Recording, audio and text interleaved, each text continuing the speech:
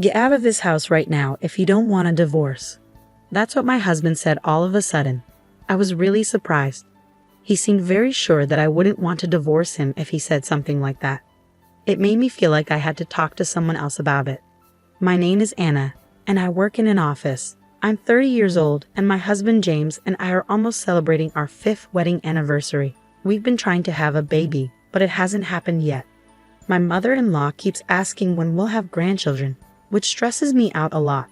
My father-in-law passed away a while ago, and my mother-in-law lives off the money he left behind. Her constant pressure about having grandchildren is really getting to me, maybe even making me feel like I'm going crazy. Even though James sees how stressed I am, he doesn't do anything to help. Lately, he's been taking his mom's side and blaming me for our problems. I used to really like him for being so kind when we were dating. But after we got married, he changed a lot. He didn't even ask me, he just decided we'd live near his parents' house. Almost every day when he's not at work, he wants me to go to his parents' house and do chores all day without any breaks. While I'm doing chores at my in-laws' house, they often go out or watch TV while laughing together. Once I got yelled at for making too much noise with a vacuum cleaner. After that, they told me not to use it and to clean with a broom and rag instead. Then my sister-in-law moved back in. She used to live nearby but had some problems and had to come back. Her coming back made things even harder for me. She has a 4-year-old daughter and wants me to make her lunch every day. When I say I can't because of my job, my mother-in-law gets mad and says, "Your sister-in-law is dealing with a divorce." My husband says, "Can't you help the family?" And my sister-in-law says, "It'll be good practice for when you have your own child." So I wake up at 4 a.m. every morning to make my niece's lunch and breakfast for my in-laws, then go back home to finish my chores and go to work. That's the tough routine I'm stuck in. And my husband doesn't help with anything at home. The only time I get to rest is during my work breaks. One day, my husband dropped a bombshell on me: "You should quit your job." I've talked to my mom and sister about it. You know she's having a hard time. Don't you understand? No, I don't get it, I said. He snapped at me and went to take a bath. I couldn't see why my sister-in-law's divorce meant I should quit my job. My husband has a low-paying job, and there are times when I earn more than him. Does he think we can live on his salary alone? Neither my mother-in-law nor my sister-in-law work. I don't understand why they can't handle the housework. Feeling like I couldn't handle it anymore, I grabbed my car keys and drove to my childhood home, which is a bit far from where we live now. My parents had moved overseas, so the house was empty. I couldn't bring myself to talk to them about what was happening. Whenever things got tough, I come here. This place is full of happy memories. While I was lost in thought, my phone rang. It was my husband. "Hey, you're gone after I got out of the bath. Are you at your parents' place again?" "Yes." "Can you stop going there every time something goes wrong?" His words didn't make sense to me.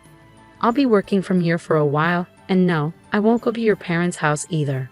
Just come back home now." Feeling defeated, I went back home.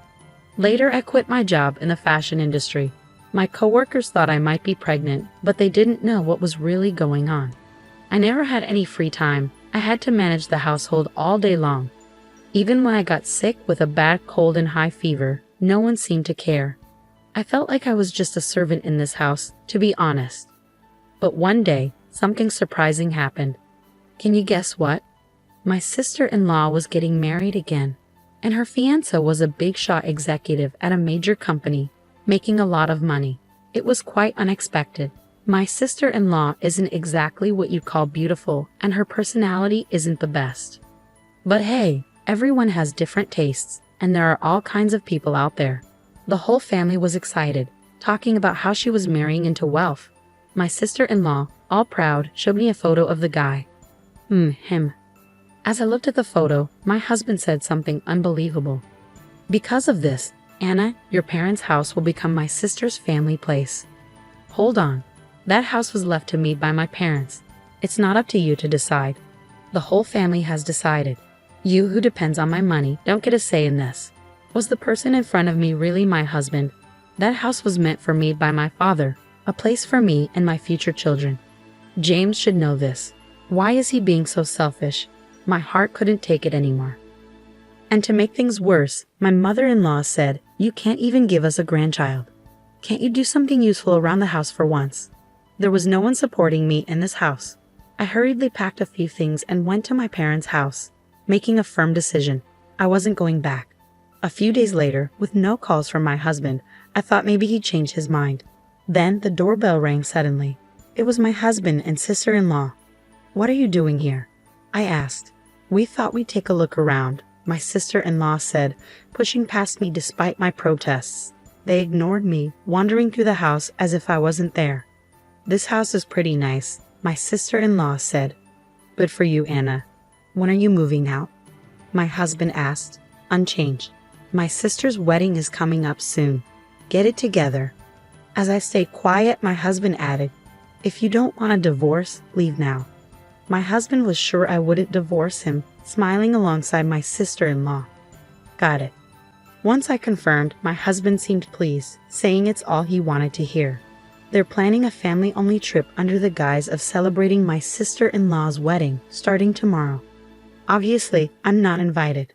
My husband told me to pack up and leave by the time they get back. Then they left, looking excited. I allowed myself a small, bitter smile. 2 weeks later, the day for my in-laws to return arrived. My phone had been ringing nonstop since morning. It was my husband, along with calls from my mother-in-law and sister-in-law. Unable to ignore it any longer, I answered. "Hey, Anna. Where are you?" "I'm at home," I replied. "Liar. You're not at the apartment or your parents' place. And what's this about a for sale sign on the family house?" "Yeah, I put it up for sale." "What? Why?" "Well, after you all laughed, I thought about it. The house you're in now just seems so dirty. I like things to be clean. I'm divorcing you." "Don't mess with me," my husband yelled. That was going to be my line. "Let's talk to our lawyers from now on," I said firmly and hung up on him while he was still yelling. On the day my husband and sister-in-law returned, I had already contacted a friend of my father's who runs a real estate company. I didn't know much about selling houses, but he kindly guided me, and we made a pretty good deal. By the way, the apartment we were living in was in my name, since my husband couldn't pass the screening process. Since I had no intention of staying there anymore, I canceled the lease while they were away and sent all of my husband's belongings to his parents' house, with them paying for delivery. Even after that, I kept getting calls from my in-laws, which I completely ignored. I recorded all the awful messages they left on my voicemail. According to my lawyer, my husband was hesitant about the divorce, even though he'd said he wanted it. It seemed he didn't want to lose his maid. I thought it would be a tough fight, but then suddenly, my husband agreed to the divorce. My lawyer told me they all showed up at his office, saying they wanted to divorce me and to do it quickly. My husband had been unsure about the divorce, but my mother-in-law convinced him that since my sister-in-law's new husband was rich, they could hire a new housekeeper with money and replace me with a younger wife. Hearing this, my husband agreed to the divorce. They also offered a small settlement if I agreed not to bother them anymore. I thought that was supposed to be my line, but I decided to accept their offer. Soon after, my sister-in-law got remarried. Life was quiet for a while after that. Taking care of myself turned out to be much easier than I expected. I wish I'd divorced sooner. Well, I'm finally free. Time to enjoy my new life. Just as I was starting to settle into my new life, out of nowhere, my in-laws showed up at my doorstep. The moment I opened the door, they barged in, and my ex-husband demanded, "We need to talk. Sit down." Feeling bewildered, I reluctantly took a seat. Then he said, "Come back home. We forgive you." I couldn't believe what I was hearing, so I replied, "Excuse me?" I wanted them to leave right away, so I joked, "How are you talking about your sister's husband? Has he vanished?" Their eyes widened as if to say, "How do you know about that?" And they stared at me. "What do you know?" my ex-husband asked. "Something. After we got married, he suddenly disappeared. We can't reach him," the mother-in-law added, sounding excited. "And to make things worse, he ran off with her family's money." "Was this your doing? You've brought us such bad luck, daughter-in-law." She looked like she was about to attack me. Tired of their accusations, I decided to reveal a truth to them. "Wow, I didn't know your sister liked hamburgers so much." "What? Why are you suddenly talking about hamburgers? Don't you know? Your sister's husband isn't some executive at a big company. He's just a part-time worker at a hamburger joint." Hearing this, my sister-in-law froze, speechless. I continued, "Back when I was single, my friend and I used to visit different burger places. There was one where a guy always messed up orders and got yelled at. Turns out, it was your sister's husband. When I started dating my husband, he said no more burgers, so I stopped going. I recognized him from a photo your sister showed me, but I didn't want to interfere. When I showed her the burger joint's website for proof, she looked at her husband's picture there. By the way, I visited the shop recently, but he wasn't there anymore. He probably left town. That sounds like marriage fraud, doesn't it? That's what they call it. I'm sorry for your loss, the previously silent mother-in-law said. You knew, and you didn't tell us. We took care of you, who couldn't even have children for years. You owe us, she continued. Fed up with her unreasonable accusations, I decided to reveal another truth I've been keeping. Firstly, I'm not the reason we couldn't have kids. Maybe my ex-husband can fill you in on that. The mother-in-law looked at her son in shock, and he guiltily avoided eye contact. When we couldn't conceive after marriage, at the mother-in-law's insistence, we got tested. Turns out, there was nothing wrong with me, but my husband had a very low sperm count. The doctor said he was the reason we couldn't have kids. When the mother-in-law asked about the test results, my husband instantly lied, saying I was the problem. I was furious, but they just kept saying things like, "You have to support your husband," refusing to face the truth.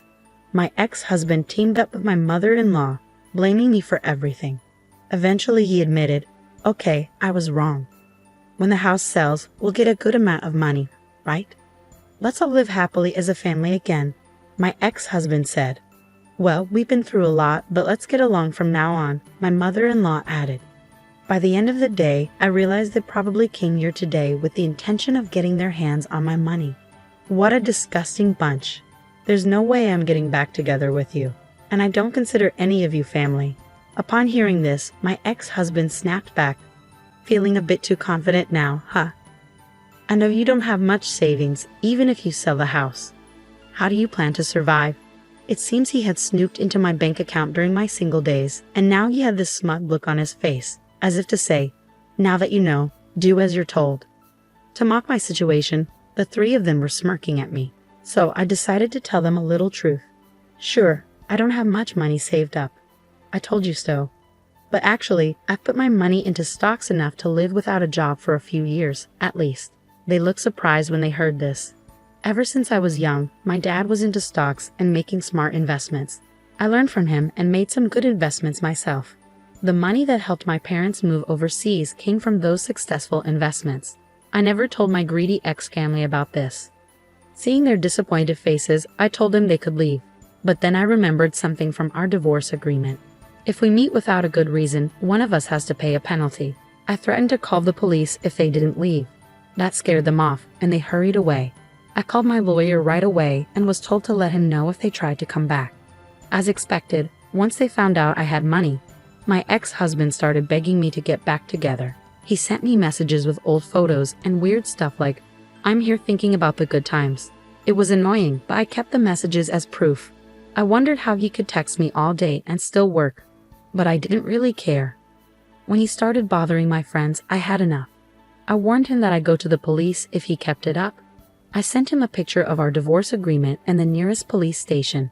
After that, he stopped messaging me and I never heard from him again. I thanked my lawyer, and then he told me something shocking.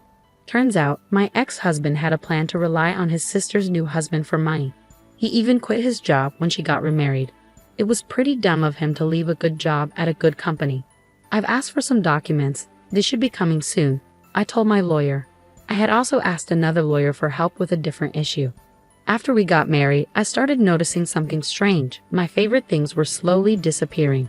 First, it was a necklace I bought when I was single. Then, it was a fountain pen my parents gave me when I started working. Bags, rings, and especially the fountain pen, which meant a lot to me, all vanished one by one. When I confronted my husband about the missing things, he just yelled at me to stop worrying. That made me even more suspicious, so without telling him, I set up a camera in our closet. What it caught was shocking. My husband and mother-in-law going through my stuff and looking pleased with themselves. And when my sister-in-law moved back in, the camera showed 3 of them instead of 2. They took advantage of me not saying anything and kept doing it. They were secretly selling my stuff for money.